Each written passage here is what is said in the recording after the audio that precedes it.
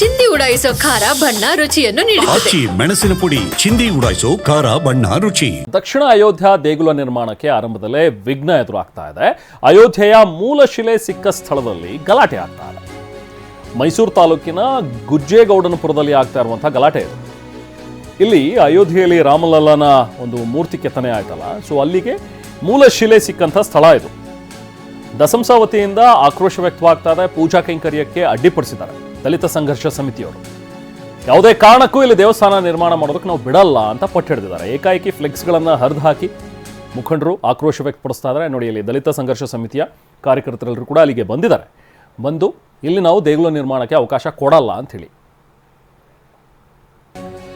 ಬಾಲರಾಮ ಮೂರ್ತಿಯ ಶಿಲೆ ಸಿಕ್ಕಂತಹ ಜಾಗ ಒಂದು ವಿವಾದದಲ್ಲಿದೆ. ದಲಿತ ಹೋರಾಟ ಸಂಘದಿಂದ ಬಾವುಟನಿಟ್ಟು ಆಕ್ರೋಶ ವ್ಯಕ್ತಪಡಿಸ್ತಾ ಇದ್ದಾರೆ. ದೇಗುಲ ನಿರ್ಮಾಣ ಶಂಕುಸ್ಥಾಪನೆ ಸ್ಥಳದಲ್ಲಿ ಬಾವುಟಗಳನ್ನಿಡ್ತಾರೆ.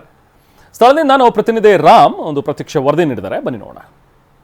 ಅಯೋಧ್ಯೆಯ ರಾಮ ಮಂದಿರ ನಿರ್ಮಾಣಕ್ಕೆ ಸಾಕಷ್ಟು ಅಡೆತಡೆಗಳು ಎದುರಾಗಿದ್ದವು. ಸಾಕಷ್ಟು ಹೋರಾಟದ ನಂತರ ಅಯೋಧ್ಯೆಯಲ್ಲಿ ಬಾಲರಾಮನ ಮಂದಿರ ನಿರ್ಮಾಣವಾಗಿತ್ತು. ಆ ಬಾಲರಾಮನ ಒಂದು ವಿಗ್ರಹವನ್ನು ಕೆತ್ತಲಿಕ್ಕೆ ಮೈಸೂರಿನ ಆರೋಹಳ್ಳಿ ಗುಜ್ಜೇಗೌಡನಪುರದಲ್ಲಿ ಶಿಲೆ ಸಿಕ್ಕಿತ್ತು. ಆ ಸ್ಥಳದಲ್ಲಿ ದಕ್ಷಿಣದ ಅಯೋಧ್ಯೆಯನ್ನು ನಿರ್ಮಾಣ ಮಾಡಬೇಕು ಅಂತೇಳಿ ಎಲ್ಲ ಸಿದ್ಧತೆಗಳು ಆಗಿತ್ತು. ಈಗಾಗಲೇ ಭೂಮಿಯನ್ನು ಗುರುತಿಸಿ ಅದಕ್ಕೆ ಪೂಜೆ ನಡೆಸುವಂಥ ಕೆಲಸ ಆಗ್ತಾ ಇತ್ತು. ಇದೀಗ ಅದಕ್ಕೂ ಸಹ ವಿಘ್ನ ಎದುರಾಗಿದೆ. ನಾವೀಗ ಅದೇ ಒಂದು ಆರೋಹಳ್ಳಿ ಗುಜ್ಜೇಗೌಡನಪುರದ ಸ್ಥಳದಲ್ಲಿ ಇದ್ದೇವೆ. ನೀವು ನೋಡ್ತಾ ಇರ್ಬೋದು, ಈ ಒಂದು ಸ್ಥಳದಲ್ಲಿ ಇಲ್ಲಿ ಬಾಲರಾಮನ ವಿಗ್ರಹಕ್ಕೆ ಏನು ಶಿಲೆಯನ್ನು ಸಿಕ್ಕಿತ್ತು, ಅದೇ ಒಂದು ಸ್ಥಳದಲ್ಲಿ ಒಂದು ರಾಮ ಮಂದಿರವನ್ನು ನಿರ್ಮಾಣ ಮಾಡಬೇಕು. ಈ ಒಂದು ಸ್ಥಳ ಏನು ದಕ್ಷಿಣದ ಅಯೋಧ್ಯೆ ಆಗಬೇಕು ಅಂತೇಳಿ ಎಲ್ಲ ಸಿದ್ಧತೆಗಳು ಸಹ ನಡೆಸಲಾಗಿತ್ತು. ಇದೇ ಕಾರಣಕ್ಕಾಗಿ ಏನು ಈ ಒಂದು ಭೂ ಮಾಲೀಕ ರಾಮದಾಸ್ ಇದ್ದಾರೆ, ಅವರು ಸಹ ತಮ್ಮ ಭೂಮಿಯನ್ನು ಉಚಿತವಾಗಿ ನೀಡ್ತೇನೆ, ದೇವಸ್ಥಾನವನ್ನು ನಿರ್ಮಾಣ ಮಾಡ್ತೇನೆ ಅಂತ ಹೇಳಿದ್ರು. ಇದಕ್ಕಾಗಿ ಎಲ್ಲ ಸಿದ್ಧತೆಗಳನ್ನು ಸಹ ನಡೆಸಲಾಗಿತ್ತು. ಇದೀಗ ದೇವಸ್ಥಾನದ ನಿರ್ಮಾಣಕ್ಕೆ ಶಂಕುಸ್ಥಾಪನೆಯನ್ನು ಮಾಡಬೇಕು ಅಂತೇಳಿ ಪೇಜಾವರ ಶ್ರೀಗಳು ಮತ್ತು ಮೈಸೂರು ಕೊಡಗು ಸಂಸದ ಯದುವೀರ್ ಕೃಷ್ಣದತ್ತ ಚಾಮರಾಜ ಒಡೆಯರ್, ಅದೇ ರೀತಿಯಾಗಿ ಸ್ಥಳೀಯ ಶಾಸಕ ಜಿ.ಟಿ. ದೇವೇಗೌಡ ಸಹ ಬಂದು ಆ ಭೂಮಿ ಪೂಜೆಯನ್ನು ನೆರವೇರಿಸುವಂತಹ ಕಾರ್ಯಕ್ರಮ ನಿಗದಿಯಾಗಿತ್ತು. ಆದರೆ ಏಕಾಏಕಿ ಈ ಒಂದು ದೇವಸ್ಥಾನವನ್ನು ಇಲ್ಲಿ ನಿರ್ಮಾಣ ಮಾಡಬಾರದು ಅಂದರೆ ಕಾನೂನಿನ ತೊಡಕಿದೆ. ರಾಮದಾಸ್ ಅವರಿಗೆ ಆ ಜಾಗ ಇದ್ರೂ ಸಹ ಅವರಿಗೆ ಆ ಸರ್ಕಾರ ನೀಡುವಂಥದ್ದು ವ್ಯವಸಾಯವನ್ನು ಮಾಡಲಿಕ್ಕೆ ಇಲ್ಲಿ ದೇವಸ್ಥಾನವನ್ನು ನಿರ್ಮಾಣ ಮಾಡಬಾರದು ಅಂತೇಳಿ ದಲಿತ ಸಂಘರ್ಷ ಸಮಿತಿಯಿಂದ ಒಂದು ವಿರೋಧವನ್ನು ವ್ಯಕ್ತಪಡಿಸಲಾಗಿತ್ತು. ಇದೇ ಕಾರಣಕ್ಕಾಗಿ ಇವತ್ತು ಏನು ದೇವಸ್ಥಾನದ ಶಂಕುಸ್ಥಾಪನೆ ಏನು ಭೂಮಿ ಪೂಜೆ ಆಗಬೇಕಿತ್ತು, ಆ ಒಂದು ಕಾರ್ಯಕ್ರಮ ಸಂಪೂರ್ಣ ರದ್ದಾಗಿದೆ. ನೀವು ನೋಡ್ತಾ ಇರ್ಬೋದು, ಇಲ್ಲಿ ಎಲ್ಲ ಸಿದ್ಧತೆಗಳನ್ನು ಮಾಡಿಕೊಳ್ಳಲಾಗಿತ್ತು. ಪೆಂಡಾಲ್ ಹಾಕುವಂಥದ್ದು ಮತ್ತು ಪೂಜಾ ಕೈಂಕರ್ಯಗಳನ್ನು ನೆರವೇರಿಸಬೇಕಾಗಿತ್ತು. ಅವೆಲ್ಲವನ್ನೂ ಸಹ ವಾಪಸ್ಸು ತೆಗೆದುಕೊಂಡು ಹೋಗುವಂಥ ಕೆಲಸ ಆಗ್ತಾ ಇದೆ. ಪ್ರಮುಖವಾಗಿ ಇರುವಂಥದ್ದು ಈ ಒಂದು ಸ್ಥಳ ಏನಿದೆ ರಾಮದಾಸ್ ಅವರಿಗೆ ಸೇರಿರ್ಬೋದು. ರಾಮದಾಸ್ ಅವರು ಕೃಷಿ ಉದ್ದೇಶಕ್ಕಾಗಿ ಮಾಡಬೇಕು, ಯಾವುದೇ ಕಾರಣಕ್ಕೂ ಇಲ್ಲಿ ದೇವಸ್ಥಾನವನ್ನು ನಾವು ನಿರ್ಮಾಣ ಮಾಡೋದಕ್ಕೆ ಬಿಡೋದಿಲ್ಲ ಅಂತೇಳಿ ಒಂದು ಹೋರಾಟವನ್ನು ಈಗಾಗಲೇ ಇಲ್ಲಿ ಆರಂಭಿಸಲಾಗಿದೆ. ಯಾಕಂದರೆ ಈಗಾಗಲೇ ಅಯೋಧ್ಯೆ ಇತಿಹಾಸವನ್ನು ನೋಡಿದ್ರು ಸಹ ಸಾವಿರಾರು ವರ್ಷಗಳ ಕಾಲ ಒಂದು ಸುದೀರ್ಘವಾದಂತಹ ಹೋರಾಟ, ಕಾನೂನು ಹೋರಾಟಗಳು ನಡೆದಿತ್ತು.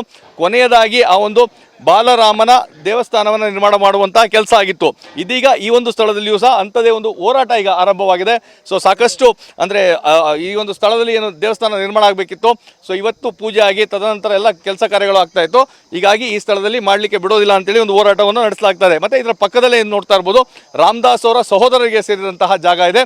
ಅವರು ಸಹ ಒಂದು ಆ ಸ್ಥಳದ ಏನಿದೆ ಆ ಸ್ಥಳದಲ್ಲಿ ವಿಶ್ವವಿದ್ಯಾನಿಲಯವನ್ನು ಕಟ್ಟಬೇಕಾಗ್ತದೆ. ಮತ್ತು doctor Baba Saheb B R Ambedkar ಅವರ ಒಂದು ಪ್ರತಿಮೆಯನ್ನು ನಾವು ಸ್ಥಾಪಿಸ್ತೇವೆ, ನಮಗೂ ಸಹ ಅವಕಾಶವನ್ನು ಮಾಡಿಕೊಡಿ ಅಂತೇಳಿ ಒಂದು ಹೋರಾಟ ಆರಂಭಿಸುವಂತಹ ಕೆಲಸ ಆಗಿದೆ. ಈ ಕಾರಣಕ್ಕಾಗಿ ಸೊ ಈ ಒಂದು ಸ್ಥಳದಲ್ಲಿ ಏನಿದೆ ನಳಂದ ವಿಶ್ವವಿದ್ಯಾನಿಲಯವನ್ನು, ದಕ್ಷಿಣ ಭಾರತದ ನಳಂದ ವಿಶ್ವವಿದ್ಯಾನಿಲಯವನ್ನು ಸ್ಥಾಪಿಸಬೇಕು ಅಂತೇಳಿ ಪಟ್ಟು ಹಿಡಿದಿರುವಂಥದ್ದು. ಇದೇ ಕಾರಣಕ್ಕಾಗಿ ಸದ್ಯಕ್ಕೆ ಈ ಒಂದು ರಾಮ ಮಂದಿರ ನಿರ್ಮಾಣ ಏನಿದೆ ನೆನೆಗುದಿಗೆ ಬಿದ್ದಿದೆ. ಸೊ ಆ ಪೂಜೆ ಏನು ಭೂಮಿ ಪೂಜೆಯನ್ನು ಮಾಡಬೇಕಾಯಿತು, ಆ ಪೂಜಾ ಕೈಂಕರ್ಯವನ್ನು ಸಹ ಇದೀಗ ತಾತ್ಕಾಲಿಕವಾಗಿ ಸ್ಥಗಿತಗೊಳಿಸಲಾಗಿದೆ. ಈ ಒಂದು ಸ್ಥಳದಲ್ಲಿ ಏನು ಹೋರಾಟ ಆಗ್ತಾ ಇದೆ, ಆ ಹೋರಾಟಕ್ಕೆ ಏನು ಪೊಲೀಸ್ ಬಿಗಿ ಬಂದೋಬಸ್ತನ್ನು ಸಹ ನೀಡಲಾಗಿದೆ. ಇದೀಗ ಈ ಒಂದು ವಿಚಾರ ಮಾತುಕತೆಯ ಮುಖಾಂತರ ಬಗೆಹರಿತದ, ಕಾನೂನು ಮೂಲಕವಾಗಿ ಕಾನೂನಿನ ಮೆಟ್ಟಿಲಿರ್ತದೆ. ಯಾಕಂದರೆ ಸುದೀರ್ಘವಾದಂತಹ ಒಂದು ಕಾನೂನಿನ ಹೋರಾಟದ ನಂತರವೇ ಅಯೋಧ್ಯೆಯಲ್ಲಿ ಬಾಲರಾಮ ಒಂದು ಮಂದಿರ ನಿರ್ಮಾಣವಾಗಿತ್ತು. ಇದೀಗ ಆ ಬಾಲರಾಮ ಮಂದಿರಕ್ಕೆ ಏನು ಶಿಲೆಯನ್ನು ಮಾಡಲಿಕ್ಕೆ ಸ್ಥಳ ಏನಿತ್ತು, ಆ ಒಂದು ಶಿಲೆ ಸಿಕ್ಕಿತ್ತು, ಆ ಸ್ಥಳದಲ್ಲೂ ಸಹ ಇದೇ ರೀತಿಯಾದಂತಹ ಪರಿಸ್ಥಿತಿ ನಿರ್ಮಾಣವಾಗಿದೆ. ಮುಂದೆ ಇದು ಯಾವ ರೀತಿಯಂತಹ ತಿರುವನ್ನು ಪಡ್ಕೊಳ್ತದೆ ಕಾದು ನೋಡಬೇಕಾಗಿದೆ. ಕ್ಯಾಮ್ರಾ ಪರ್ಸನ್ ಪ್ರಮೋದ್ ಜೊತೆ ರಾಮ್, TV9 ಮೈಸೂರು.